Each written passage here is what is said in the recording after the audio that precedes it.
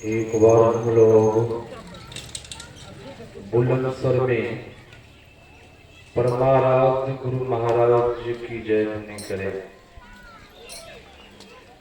श्री सद्गुरु महाराज जी की जय। वंदो गुरुपद कंज कृपा सिंधु नररूप हरि महामोहतम पुंज ज्यासु बचन रवि करनी कर मंगल मूर्ति सतगुरु मिलवै सर्वाधार मंगलमय मंगल करन बिनवो बारंबार। मेरा मुझ में कुछ नहीं, जो कुछ है प्रभु को तेरा तुझको सौंपता क्या लागत प्रभु मोर, क्या लागत प्रभु मोर। श्री सद्गुरु महाराज की जय। परमाराध्य आराध्य जी की श्री जुगल चरणों में कोटि सहज नमन।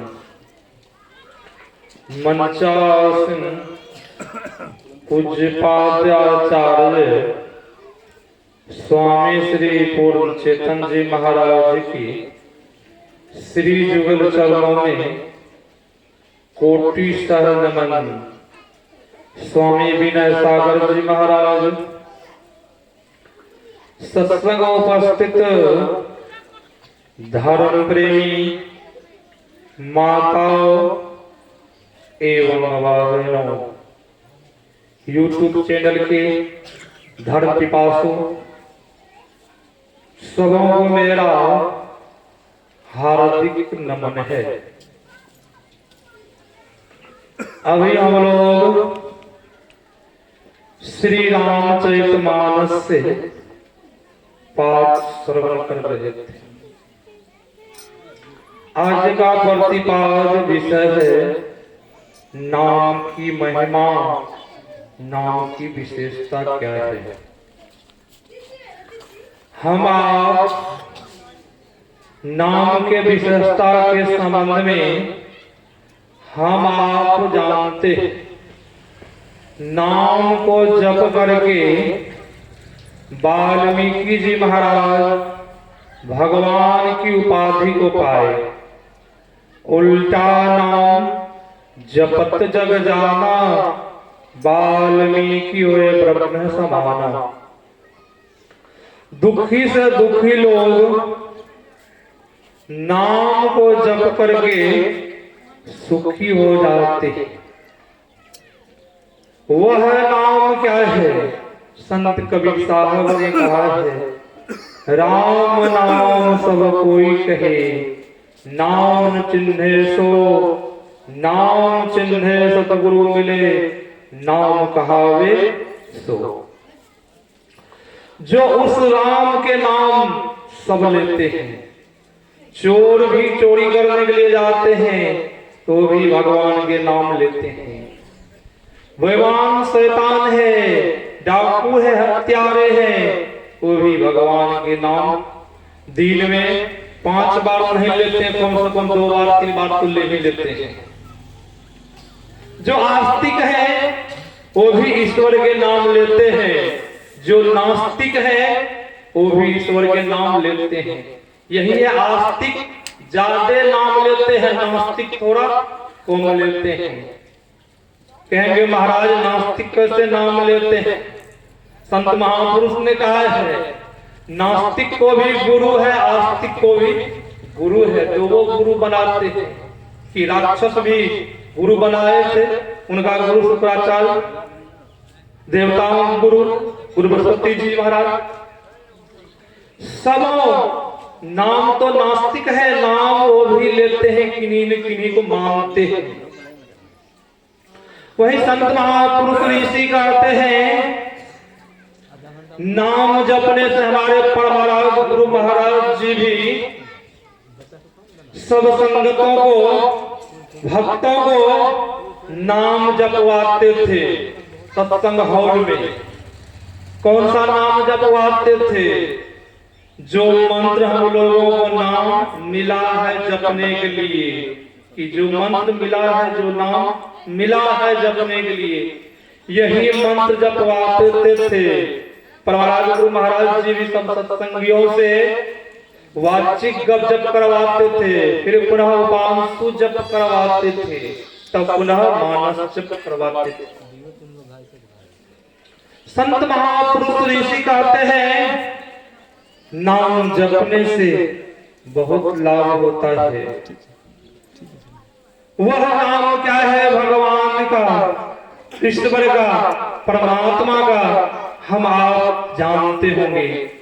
जब सीता जी की चोरी हो गई थी, भगवान राम सीता को खोजते खोजते जब समुद्र के किनारे पहुंचते हैं और अब भगवान श्री राम सोचते हैं आप समुद्र को किस तरह पार करेंगे। इस समुद्र को पार करने के लिए नाव से तो नहीं कर पाएंगे, इस समुद्र में पुल चाहिए। और विभीषणों ने कहा, भगवान श्री राम ने भगवान शिव के पूजा किए और समुद्र को प्रसन्न करके समुद्र प्रसन्न नहीं हो रहा था। और भगवान श्री राम जब क्रोध में आकर के जब बाण उठाए तो डर के मारे समुद्र आए और समुद्र ने कहा आपके साथ में नल और नील है, उनके द्वारा आप पुल को बंधवाइए। और जब पुल बंधवाना काम शुरू हुआ, नल नील हनुमान पत्थर लाते हैं, उस पत्थर पर भगवान के नाम लिख करके उस पत्थर को समुद्र में गिराते हैं। वह पत्थर ऊपर में करता है, रुक जाता है, धीरे धीरे रुकते जाता है और पुल बनाता जा रहा है।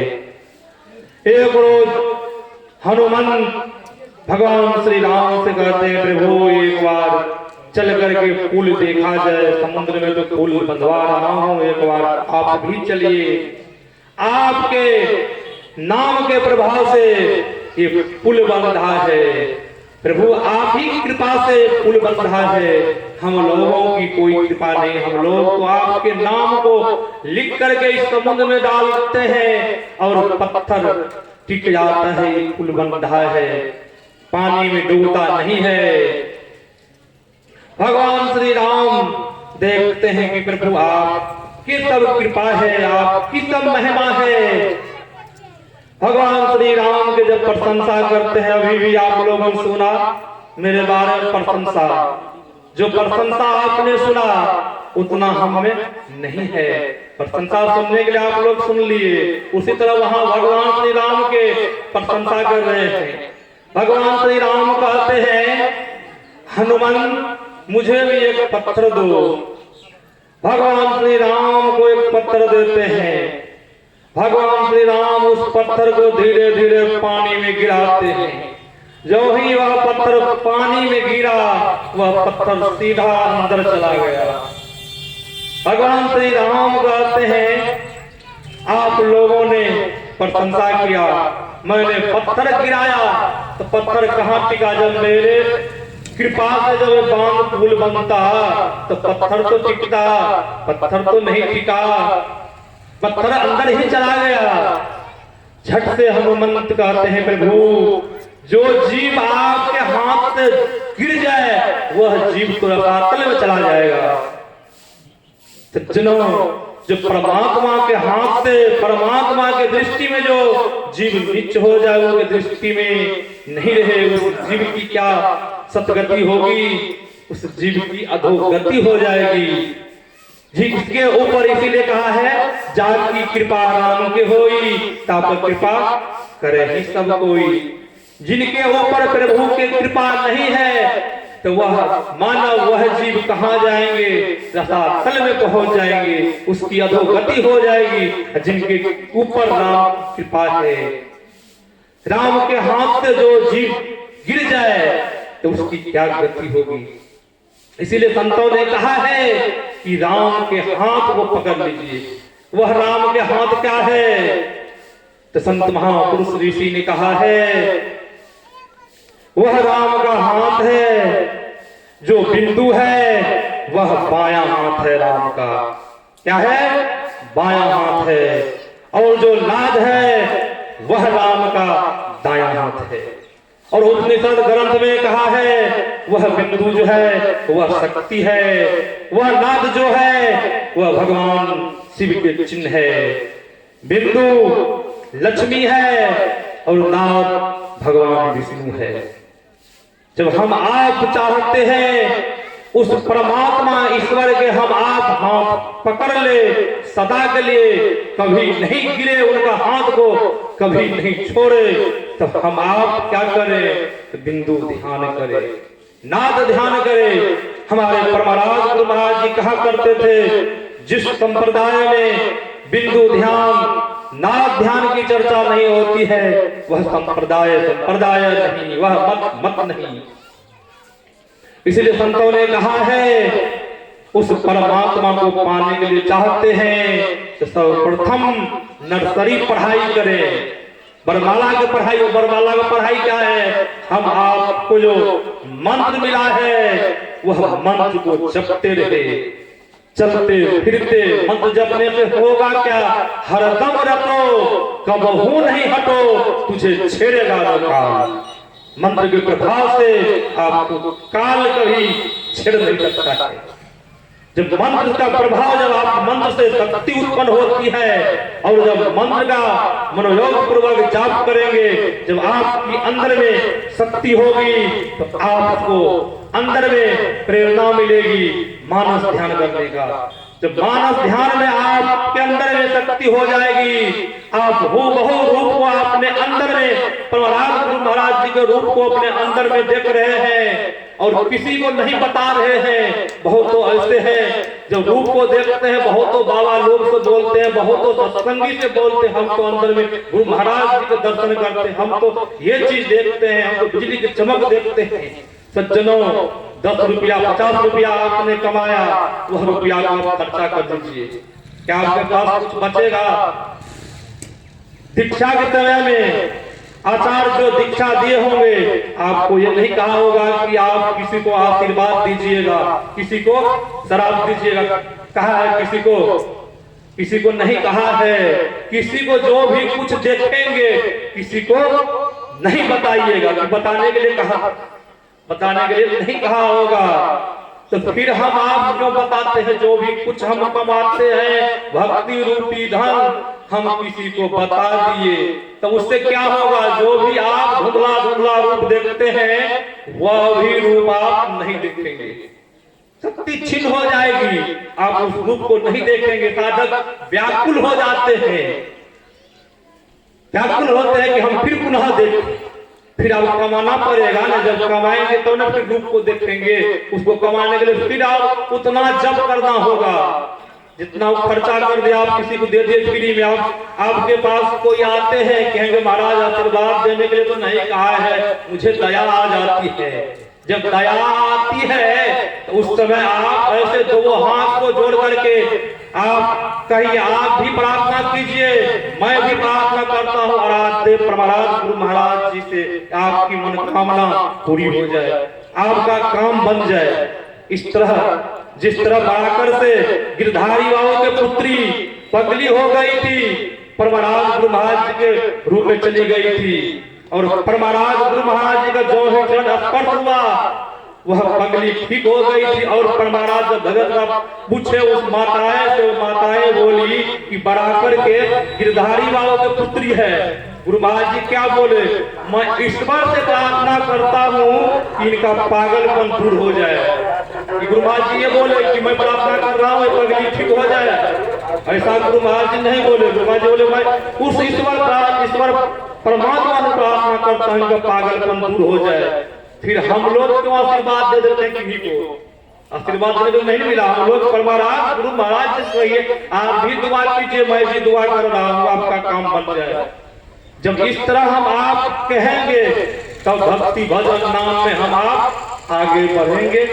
समय का अभाव है, कुछ बाबा से सुनेंगे, स्वागत गान होगा, बहुत तरह का कार्यक्रम है। मैं अपना वक्तव्य यहीं पर विराम देता हूँ। श्री सद्गुरु महाराज जी की जय।